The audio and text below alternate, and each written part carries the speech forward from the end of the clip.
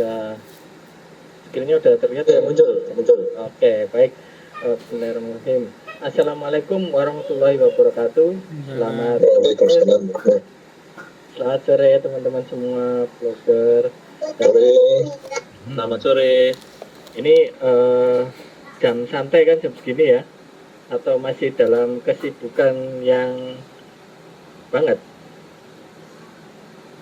Udah santai ya? Oke, sebentar. Screen-nya nggak ketutup kan? Oke. Baik, teman-teman semua, webinar safety riding sore ini cari aman, temanya basic riding skill. Nah, nanti post-testnya juga berhubungan dengan materi yang saya sampaikan. Semoga teman-teman ada konsentrasi untuk menyimak materi sore ini. Baik, perkenalkan dulu, nama saya Fender Kalam, dan ini masa lalu saya di motorsport. Nah, saya sekarang sudah insaf menjadi instruktur safety ridingnya MPM ya, dan saya sertifikasi dari AHM di tahun 2016 dan safety riding sertifikasi untuk di internasional di Jepang saya di tahun 2017 dan 2018. Nah, tahun berturut-turut saya ke sana untuk sertifikasi, dan saya di sana harus melewati dua sekolah, yaitu di Rainbow Hamanako di Hamamat Jepang dan di ini ya, Suzuka Traffic Education di sana.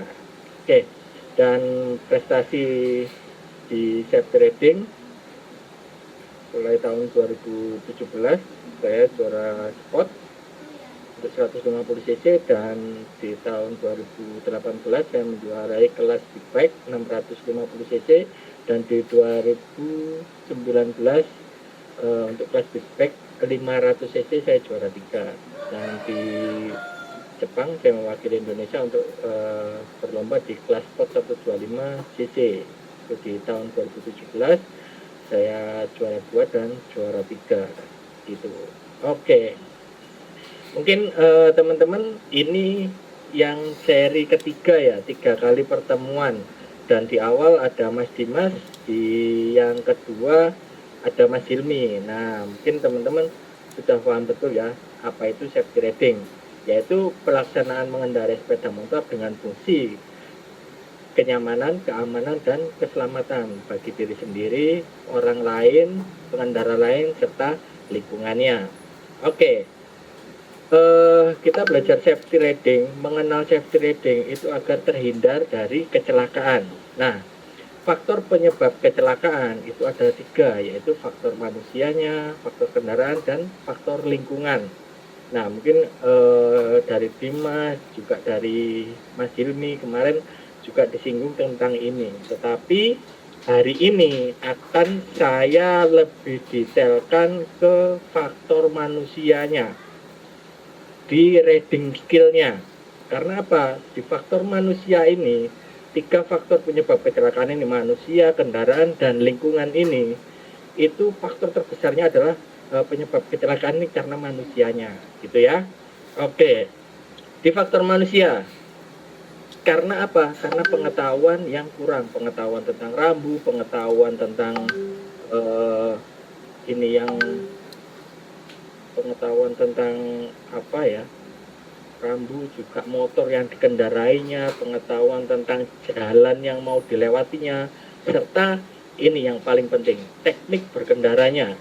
Juga etika tidak kalah penting ya, etika atau attitude saat kita berkendara itu sangat menentukan keselamatan kita, juga keselamatan orang lain.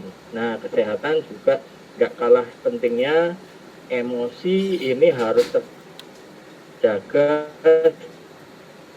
stabil saat kita berkendara. Baik, nah, setuju nggak dengan ini? Pengemudi berpengalaman cenderung lebih sering melanggar aturan. Teman-teman, dari Mas Rio, Mas Brambang, Nggak semua. Nggak setuju. Nggak semua. Nggak semua ya. Nah, pengemudi berpengalaman cenderung mengalami kecelakaan serius. Enggak. Biasanya ugal-ugalan ya. Nah, nah gini ya. Nah, saya jelaskan tentang ini. Kecenderungan pengemudi berpengalaman itu cenderung lebih sering melanggar aturan. Nah, ini dalam hal apa? Berpengalaman tentang mengendarai motor ini. Mungkin bukan curhat ya. Ini yang mungkin saya alami dan teman-teman di balap motor ya, di juga freestyler. Nah, cenderung melanggar ini benar, tidak semua. Terus cenderung mengalami kecelakaan serius ini ada beberapa.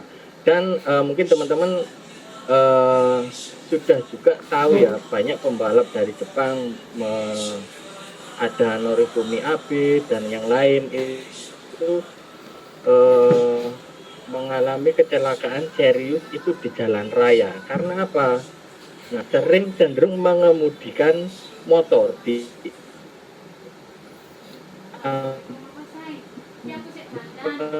batas kecepatan. Benar nggak? Benar. Anak itu sebelum saya pun mungkin iya seperti itu. Sebelum saya belajar tentang safety riding, tentang apa itu keselamatan, apa yang perilaku apa saja yang saya kerjakan ini, yang saya lakuin di jalan ini, apakah aman buat saya, apakah aman buat orang lain, itu saya belum ngerti. Tapi saya punya pengalaman tentang naik motor ini, benar nggak? Kan cenderung meremehkan bahaya dan resiko, apalagi kita hidup di plus 62 ya. Nah, kalau ada contohnya satu melanggar, ada beberapa pasti yang ikut, benar nggak? Benar. Contohnya sering pakai ban Roadwinner. Contohnya Pak Agus. Gini Mas, kadang-kadang ada ini ya di traffic light. Nah, ini di jam-jam tertentu ini agak lengang, tapi kondisi kita ini lagi lampu merah. Nah, yang hijau ini kosong. Ada yang ngelanggar satu ngelanggar, 2 ikut, 3 latah, ya enggak? Bener nggak seperti itu? Ya. Nah, seperti itu situasi yang memancing perilaku kita untuk tidak aman dan bikin orang lain tidak aman. Nah, seperti itu. Makanya ini bukan curhat ya. Saya menulis kecenderungan pengemudi berpengalaman ini berpengalaman dalam naik motor, tapi yang belum paham tentang apa itu safety riding, gitu ya. Oke, ini fakta dan saya ngalami sendiri. Dan teman-teman di motorsport ini saya tanya juga seperti ini. Makanya saya tulis untuk materi buat teman-teman. Mungkin teman-teman juga ngalamin, cuman nggak ngaku aja. Bener nggak? Oke. Sudah diatur di dalam Undang-Undang Lalu Lintas Nomor 22 Tahun 2009. Terdapat pasal yang berhubungan dengan penggunaan ponsel di pasal 106 ayat 1, yaitu bunyinya, setiap pengendara wajib menjalankan kendaraannya dengan konsentrasi, tidak hanya mengoperasikan handphone, ya. Merokok itu sudah bisa ditilang dengan pasal ini, merokok sambil mengemudi. Yang kedua, webinar safety riding sambil nyetir. Halo Mas Priyo, hati-hati ditilang. Ini ada pasal. Ini mau cerita soal kejadian Mas. Baiknya Mas Priyo berhenti dulu deh, ngopi sambil ikut webinar ini nggak lama, oke? Baik, ini ada contoh ya. Mudah-mudahan nggak merusak.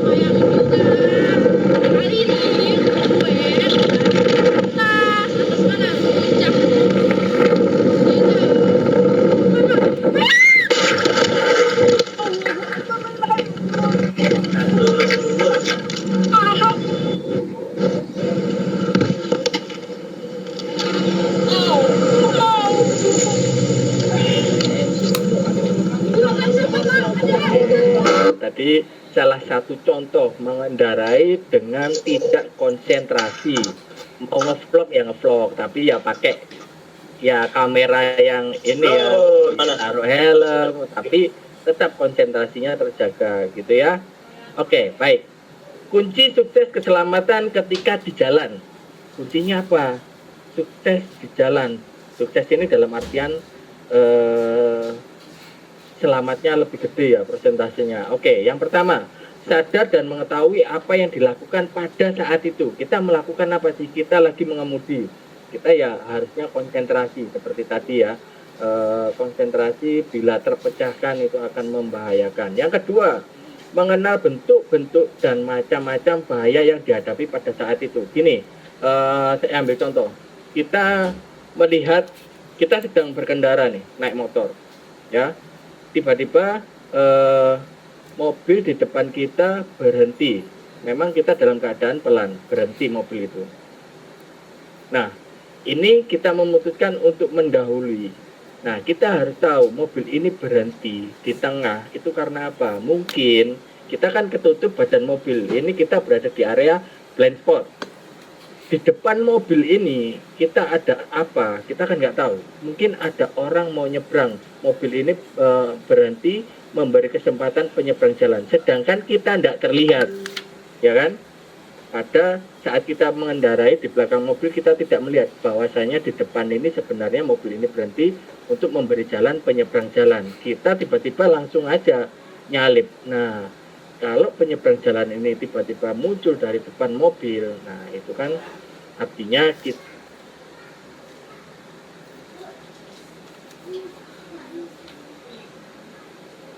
harus mengenal bentuk-bentuk bahaya sih. Nah, benar juga seperti itu ya. Yang keempat, tidak menunggu terbentuknya bahaya menjadi ancaman ya. Maksudnya seperti ini, tidak kita ini berhenti di lampu merah, ada tiba-tiba mobil ini ada yang nyelonong atau apa, kita baiknya kalau melihat ada yang nggak wajar dan itu akan, misalkan mobil itu akan oleng ke tempat kita sudah bisa mengantisipasinya dengan melakukan sesuatu, menghindar atau apa-apa. Nah, seperti itu. Oke, pada saat kita berkendara, nah perilaku yang seperti ini perilaku tidak aman buat dirinya dan orang lain. Tidak melakukan manuver secara tiba-tiba, zigzag. Ya. Yang kedua, yang kedua adalah tidak melakukan pengereman secara tiba-tiba atau mengerem mendadak. Kalau kita melakukan pengereman mendadak, mungkin bahaya buat kita, juga bahaya buat belakang kita. Udah siapkah pengendara di belakang kita? Mungkin mereka nggak siap dan malah kita iya memang berhenti, tapi bisa juga tertabrak oleh kendaraan di belakang kita. Yang ketiga, tidak mudah kaget atau gak kagetan, ya.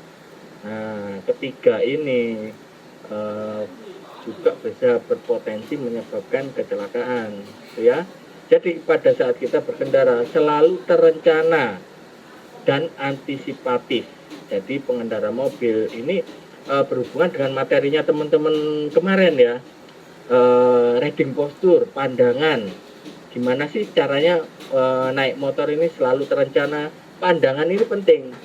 Nah, kita harus memandang jauh ke depan. Kita bisa melihat sejauh mungkin ini ada lubang, ada orang mau nyebrang, ada mobil mau pindah jalur. Ini jadinya kita sedari jauh ini tidak melakukan pengereman mendadak, menghindar mendadak bila ada lubang. Nah, seperti itu. Ini berhubungan dengan materinya teman-teman kemarin. Oke, kita masuk ke basic skill. Skill untuk melakukan pengereman.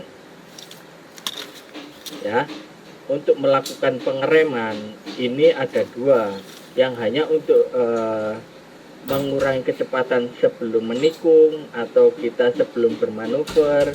Nah, yang kita bahas adalah yang kedua. Ini pengereman untuk berhenti mendadak atau berhenti tiba-tiba. Karena pengereman yang seperti ini sering kali terjadi kecelakaan. Karena apa? Yang pertama, panik. Yang kedua, karena apa? Pengoperasian rem ini salah. Ya. Dan malah kadang-kadang kita salah ngoperasiin, mau pencet rem yang mana dulu, atau kita mengoperasikan rem ini dengan 2 jari, 3 jari, 4 jari, yang benar mana? Nggak pakai jari, atau nggak mungkin kalau kita ngerem nggak pakai jari, nggak ngerem, ya. Oke, saat kita melakukan pengereman, saya mau tanya dulu ke teman-teman, ya, apa sih fungsi rem?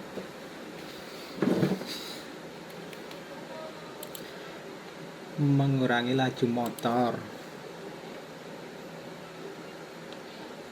Mungkin bisa dimanukan di kolom chat atau mungkin open mic ya. Mic. Nah, ini baiknya kita ini aja, nanti Mas Yudis biar yang ngecek kolom chatnya ya. Ini ada yang menarik nih, Heri Manukan. Nah, ini saya mau tanya Heri Manukan ini. Mas Heri Manukan, halo.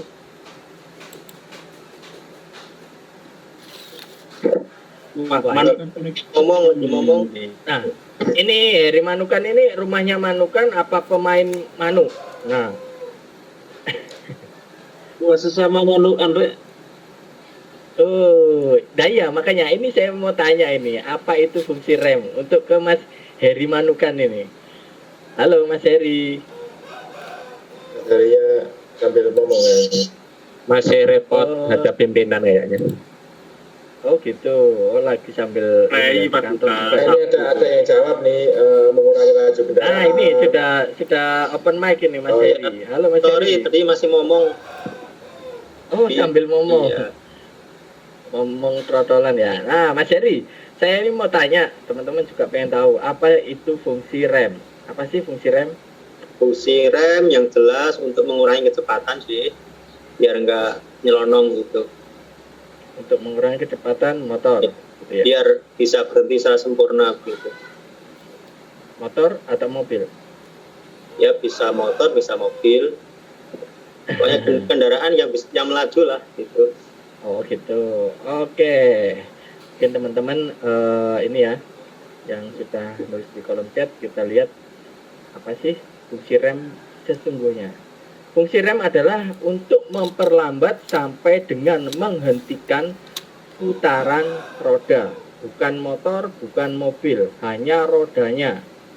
Oke? Jadi, teman-teman kalau melakukan pengereman itu harus tahu dulu fungsi rem itu apa. Dan fungsinya adalah untuk mengurangi kecepatan putaran roda sampai menghentikan roda. Hanya roda, bukan motor, bukan mobilnya. Pendapat para pakar otomotif dan para ahli keselamatan, aktivitas tersulit dari mengemudi adalah bagaimana mengerem dengan baik, dan ini saya setuju. Karena apa? Saya setelah hijrah ke safety riding, saya melatih pengereman. Ini membutuhkan waktu lama untuk sampai bisa mengerem dengan benar. Ya, mungkin bisa ditanyakan juga ke Mas Yudis, ke Mbak Vio yang sudah mencoba gimana sih caranya ngerem yang benar ya. Ini nggak gampang, dan apalagi kalau kita disuruh seketika untuk berhenti sependek-pendeknya, nggak memerlukan waktu panjang, ini akan susah ya. Oke, patut dipahami saat mengerem itu ada dua hal, yaitu waktu reaksi manusia bila ketika kita melihat objek bahaya. Semisal ini ada contoh anjing nyebrang ya. Saat kita melihat, menganalisa itu anjing nyebrang, dan reaksi kita bereaksi pengen ngerem atau menghindar. Ini memerlukan waktu 0,4 sampai 0,8 detik. Kita bulatkan aja menjadi 1 detik. Ya, kita melihat, menganalisa, terus kita bereaksi, ini memerlukan waktu 1 detik. membutuhkan waktu loh teman-teman ya, nggak otomatis ada langsung refleks. Nah itu masih ada membutuhkan waktu untuk itu. Dan kita jika reaksinya memutuskan untuk ngerem, ini juga membutuhkan waktu lagi, yaitu waktu reaksi mekanikal ya. Jadi kita pertama kali tarik tuas remnya sampai kita pencet. Nah, sampai kita pencet terus ini ya, mechanical rem, kita tarik tuasnya, terus master cylinder ini menekan brake fluid atau minyak remnya sampai minyak remnya ini jalan menekan piston atau ini ya, pistonnya dari pala babinya untuk menekan kampas rem, ini juga membutuhkan waktu. Nah karena ini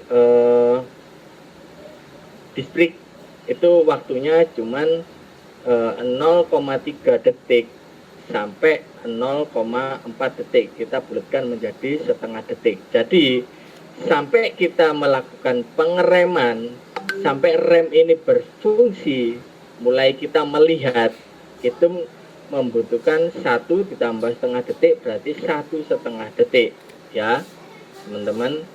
Nah ini baru kampas remnya nempel ke disnya, belum waktu jarak berhentinya. Nah jadi teman-teman dari semuanya ini menjadikan bisa tahu teman-teman jarak aman berkendara dengan pengendara lain itu seberapa waktunya, seberapa jauh. 2 detik kira 2 detik 2 detik. Nah iya ya kan, ini 1 detik, setengah detik, kita bulatkan aja 2 detik. Nah ini jarak aman.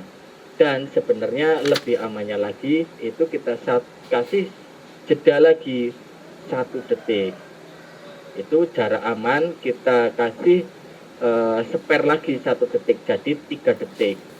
Nah untuk rumus jarak aman ini benar 2 detik, tapi aplikasinya mungkin teman-teman iya kita membutuhkan hanya 1,5 detik sampai ini ngerem, tapi teman-teman untuk jarak berhentinya teman-teman ini belum terlatih untuk melakukan pengereman yang seperti mungkin teman-teman nanti akan kita belajar bareng cara ngerem yang dekat, karena normalnya pengereman itu untuk 50 meter itu jaraknya 50 km per jam itu jaraknya jauh. Nah ini untuk jarak berhenti kondisi normal ya teman-teman. Ini orang awam yang tidak melatih atau terlatih di teknik pengereman yang benar. Ini bisa kita lihat ya. Tadi kenapa kok saya beri spare 1 detik, jadi totalnya 3 detik. Di kecepatan 50 km per jam, ini teman-teman, 50 km per jam, ini jarak berhentinya dari mulai ngerem sampai berhenti itu di 25 meter. Di kecepatan 60 km per jam itu normalnya, ini motornya normal ya, motornya terus perangkat remnya sehat, orangnya sehat, itu berhentinya di 34 meter, ini kondisi normal.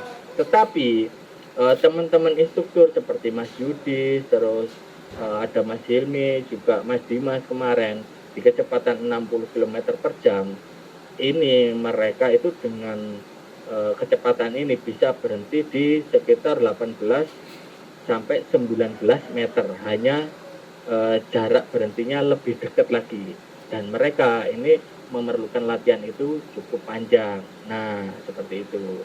Jadi teman-teman ini jarak mengikuti teman-teman mungkin ditulis 2 detik, tapi 2 detik itu apakah cukup? Kita nggak cukup, kita mesti kasih spare 1 detik lagi, jadi totalnya 3 detik.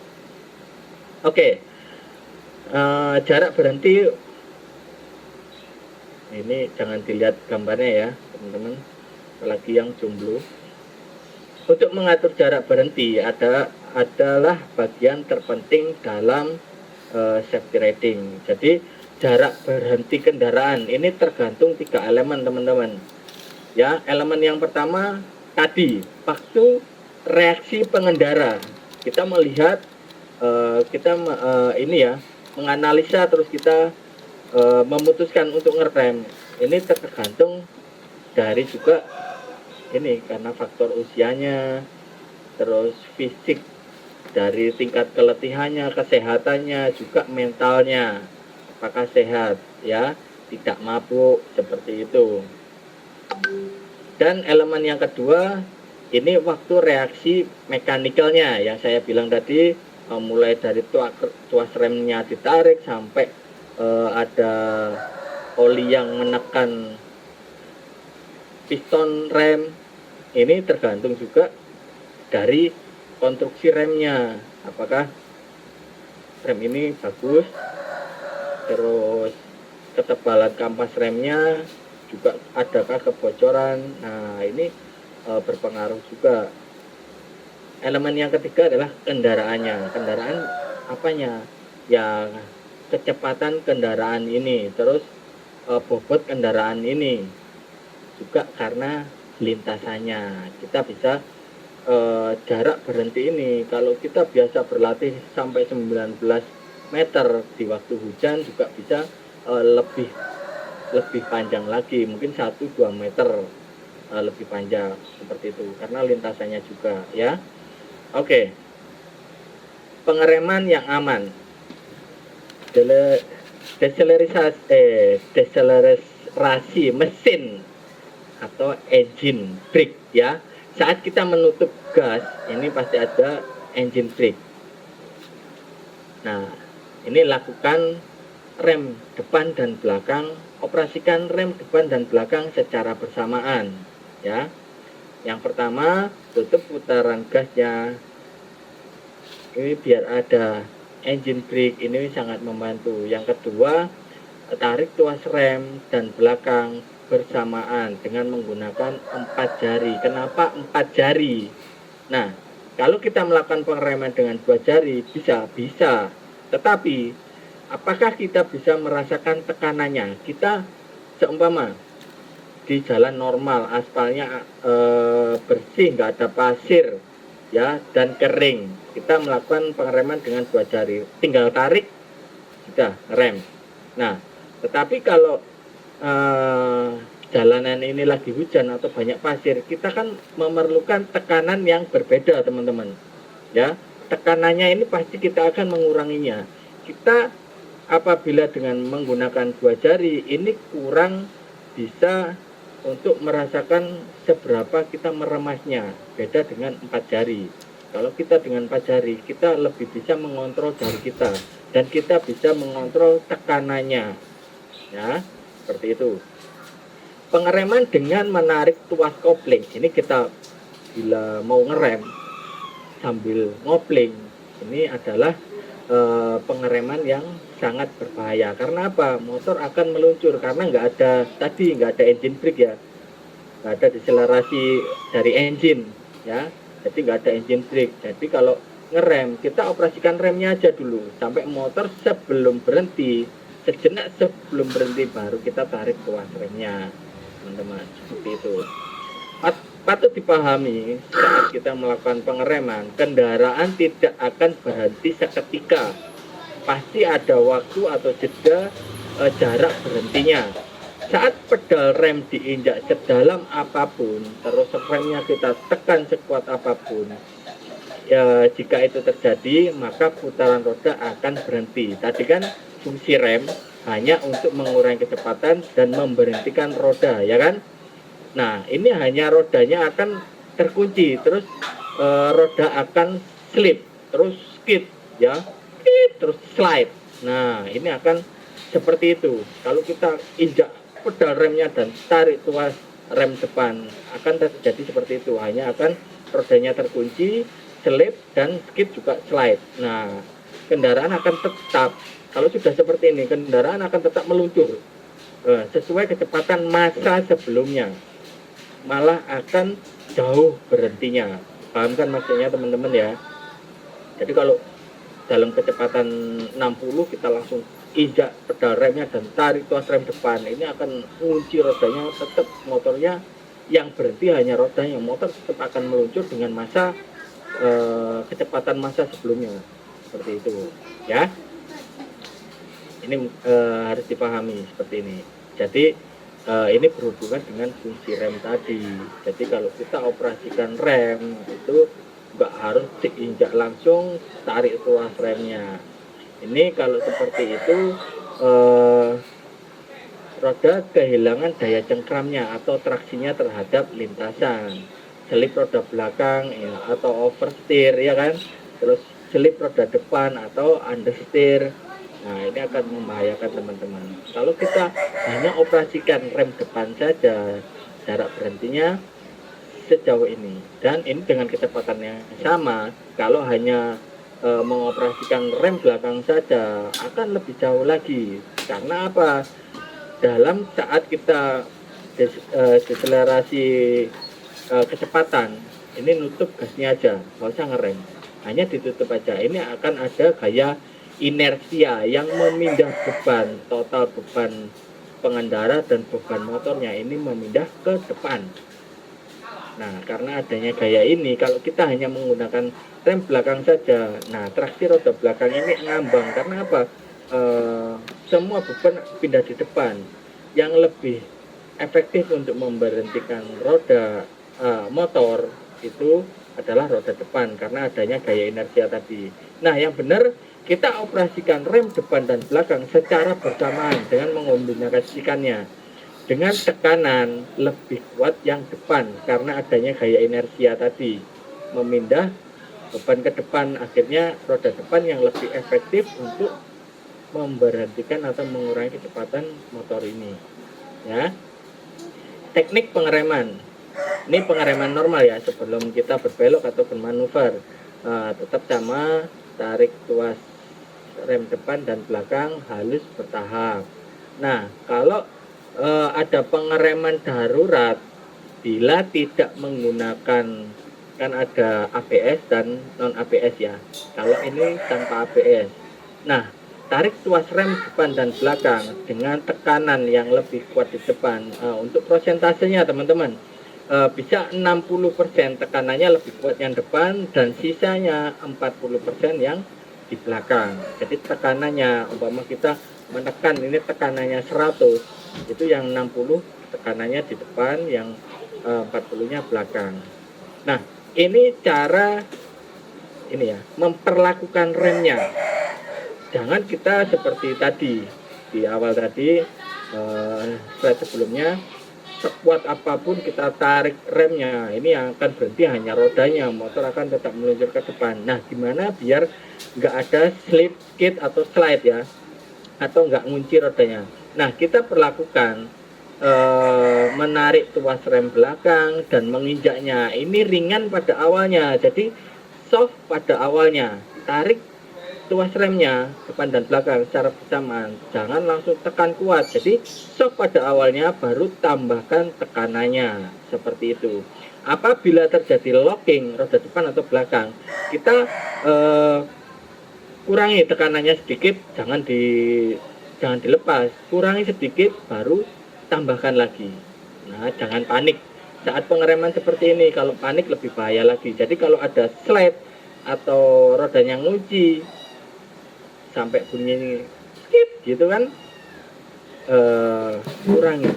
kurangi tekanannya dan ulangi lagi, menekan lagi segera. Nah, seperti itu teman-teman. Nah, kalau teman-teman motornya pakai ABS ya, ini tinggal tekan kuat aja, karena sistem ABS ini untuk agar roda ini tidak terkunci ya, anti lock braking system ini. Nah, ini tinggal operasikan rem dengan kuat, tapi ingat teman-teman, pastikan motor ini dalam keadaan tegak, tidak dalam keadaan belok atau miring, atau roda depan dan belakang ini sejajar ya. Nah, tetap seperti itu, tinggal tarik kuat tuas remnya ya. Nah, mungkin ada pertanyaan, motor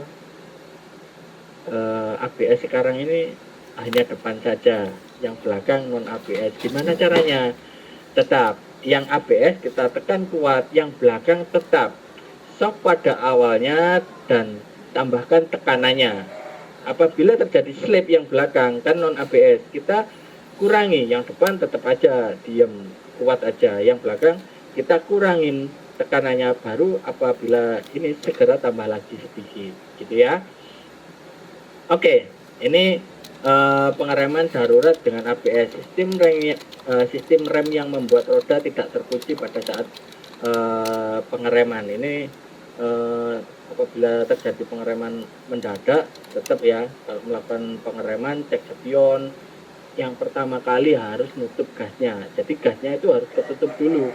Jika kurang, pindahkan ke gigi rendah. Kalau pakai matic, nggak usah dipindah ke gigi rendah.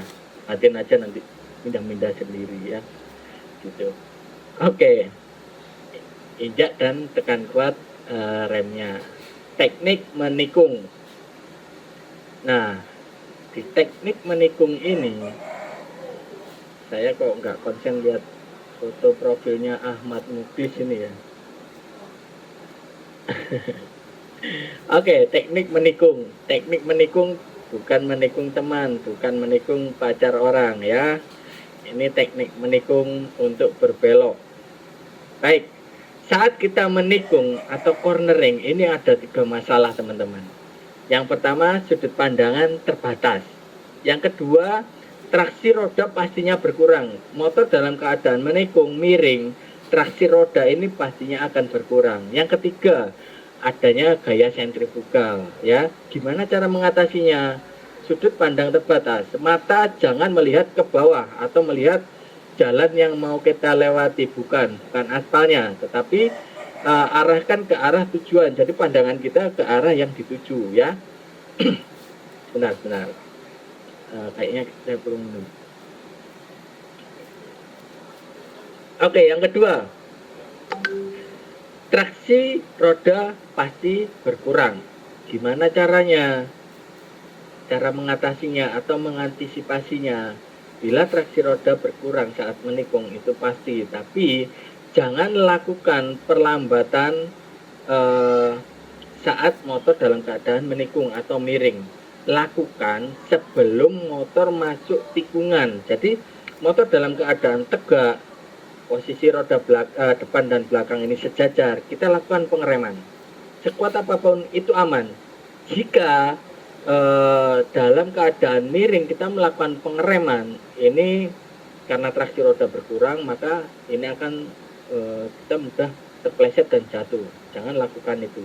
Dan apabila masih dirasa terlalu cepat saat di sudut tikungan, boleh melakukan pengereman, boleh. Hanya rem belakang saja kita rasakan. Jangan operasikan rem depan saat motor dalam keadaan berbelok atau miring. Ini bahaya ya. Yang ketiga, gaya sentrifugal. Nah, ada gaya sentrifugal saat menikung. Gaya sentrifugal ini apa? Motor kalau kita dalam kecepatan tinggi terus belok ke kanan, ada gaya sentrifugal. Ini akan seperti terdorong ke kiri, akan menjauh ke titik sudut tikungannya. Nah, gimana caranya? Semakin tinggi saat menikung, semakin tinggi kecepatan kita saat menikung, motor akan semakin minta direbahkan, gitu ya. Nah, teman-teman, saat menikung juga kecepatannya diatur juga. Kita nggak sendiri. Ini ngomong kecepatan tinggi, iya. Kalau di sirkuit boleh, tapi kita di jalan raya tetap kita atur karena kita nggak sendiri di jalan raya, gitu ya. Ini ada 3 konsep menikung. Yang untuk di jalan raya itu yang dengan teknik land with the bike. Ini teknik untuk di jalan raya adalah teknik land with. Pada teknik land out ini dipergunakan hanya untuk jalur off-road ya. Saat kita off-road naik motocross, ini motor agar bisa belok ke kanan, motor harus miring ke kanan. Tapi agar motor ini tidak terpleset dan roboh, pengendaranya mendistribusikan berat badannya secara berlawanan dengan miringnya motor. Lihat, bisa dilihat di gambar ini, miringnya motor berlawanan dengan orangnya. Jadi ini line out namanya. Ini agar motor bisa belok tetapi keseimbangan tetap terjaga. Dan yang ketiga adalah teknik line in. Ini dipergunakan hanya untuk kecepatan tinggi dan di sirkuit. Teman-teman mau belok seperti ini, mau belok di mana, ya enggak? Dan kecepatannya belok gini ini pasti di atas 100. Nah, kalau di bawah 100 mau belok gaya seperti ini nanti dikira ini ya, dikira Marquez nanti. Oke, teman-teman, kita bahas di teknik line with the bike. Nah, saat kita berkendara, ya kan, tadi saya bilang ini teknik line with the bike. Ini motornya selaras sama miringnya orangnya, selaras sama miringnya motor. Bisa dilihat ya. Ini selaras, miringnya motor sama orangnya sama, selaras, nggak berlawanan atau berlebihan, ya. Pada saat kita menikung terlalu cepat, gaya sentrifugalnya akan lebih besar. Motor akan didorong keluar sudut tikungannya, yaitu ke sana, gaya sentrifugal. Dan kalau kita berbelok ini dengan kecepatan yang terlalu rendah, dan rendah, ini ada gaya gravitasi buminya yang lebih besar, motor akan cenderung roboh, gitu ya. Oke, bisa dipahami, pasti teman-teman sudah paham ini. Saat masuk tikungan, pelan, lihat arah yang dituju. Yang ketiga, kontrol kecepatannya, tidak terlalu pelan. Nanti kalau terlalu pelan, gaya gravitasinya akan yang lebih besar. Jangan juga terlalu cepat. Kalau kita terlalu cepat, gaya sentrifugalnya yang lebih besar. Yang keempat, gunakan hanya rem belakang. Kalau dirasa di sudut tikungannya ini kita sudah nikung, tapi dirasa masih terlalu cepat nih, ya kan? Kita kurangi kecepatannya dengan melakukan pengereman hanya rem belakangnya saja, ya teman-teman. Yang kelima, tambah kecepatannya bila sudah keluar dari sudut tikungannya, baru tambahkan kecepatannya agar motor segera keluar dari tikungannya. Oke, ini ya, kurangi kecepatan seperti saya bilang tadi. Jangan mengurangi kecepatan atau mengurangi gigi saat motor dalam keadaan miring. Jadi kecepatannya dikurangi pada saat motor sebelum masuk tikungan. Pada sudut tikungannya, pandangannya ke arah yang dituju. Dalam sudut apek, sudut apek ini di sudut tengah tikungannya, kecepatannya harus konstan atau stabil. Baru keluar tikungan, baru tambahkan kecepatannya, seperti itu. Oke, ini jarak aman berkendara, teman-teman ya. Dapatkan gimana sih ngomong 1 detik, 2 detik, 3 detik tadi ya. Gimana sih caranya ngitung? Nah, ini tips untuk menghitung jarak aman. Ngomong 3 detik, ya apa carane, ya kan? Oke, dapatkan kendaraan yang berjalan konstan di depan Anda. Seperti ini contohnya. Ikuti kendaraan itu dan samakan kecepatannya dulu. Setelah sama, jarak Anda tidak berubah. Cari patokan objek statis yang diam, yang ada jauh di depan. Jadi motor ini kan motor mobil melaju ke sana. Ini ada rambu atau ada kotak surat atau apalah, jadi patokan, atau pohon. Setelah mobil ini lewat, kita hitung. Nah, gimana cara ngitungnya? 3 detik dengan tidak pakai stopwatch ya. Kalau 1, 2, 3 kan nggak ada jedanya. Nah, agar agar mirip-mirip, memper-memper dengan stopwatch, gimana cara ngitungnya? Cara ngitungnya gini. Bila mobil sudah lewat dan kita hitung dari patokan yang sudah dilewatinya dengan cara menghitungnya 1 dan 1, 1 dan 2, 1 dan 3. Nah, gini. Jadi bukan 1, 2, 3. Cara ngitungnya 1 dan 1, 1 dan 2, 1 dan 3. Itu sampai kita 1 dan 3 itu juga melewatinya ini, patokan ini jarak aman banget buat kita dan keluarga. ya. Kalau teman-teman ini aman di jalan, keluarga pasti juga aman di rumah. Karena apa? Teman-teman ini ya yang menafkahi, yang menghidupi mereka, gitu kan. Oke. Melihat dan terlihat. Jadi perbandingannya bila kita di kecepatan 30 km per jam, ini kalau dengan ini ya, hitung dengan detik satuannya, ini di kecepatan, kenapa kok hitungnya satuannya detik bukan meter ya? Karena apa? Lihat di kolom yang paling samping kiri ini kecepatan. Kalau kita hitungnya meter, 2 meter, 3 meter, semakin cepat kecepatan kita ini untuk menuju 3 meter, sama-sama 3 meternya akan lebih cepat, ya kan? Jadi satuannya detik. Karena apa? Di kecepatan 30 km per jam ini 2-3 detik itu jaraknya 18 sampai 27 meter. Semakin tinggi, semakin panjang. Jadi hitungnya bukan pakai meter, jadi satuannya detik, gitu ya teman-teman. Oke. Nah, apabila kita di jalan raya kan nggak sendiri, ya masa kalau kita di perkotaan mau ngitung 3 detik, terus tiba-tiba disalip dong sama yang belakang, akhirnya nggak jadi 2 detik mundur lagi. Nah, lama-lama kita kan nggak nyampe akhirnya. Nah, gimana caranya ngitung 2 detik atau 3 detik? Ya, kita jangan yang persis ini ya. Kalau di depan kita banget kan yang ini, yang tengah ya. Nah, hitungnya jangan ikuti motor di depan kita. Kita cari posisi agak ke kiri atau ke kanan. Nah, yang depan kita akhirnya depannya lagi. Nah, seperti ini. Jadi zigzag kanan dan kiri, jangan melulu di belakang motor yang lain. Kita cari agar kita bisa melihat dan terlihat oleh pengendara lain dan bisa menjaga jarak aman kita, ya teman-teman. Nah, gimana kalau kondisinya seperti ini? 2 detik, 1 detik pun nggak ada ini, setengah detik pun nggak ada teman-teman, ya kan? Gimana caranya? Nah, kita yang harus bisa mencikapinya teman-teman.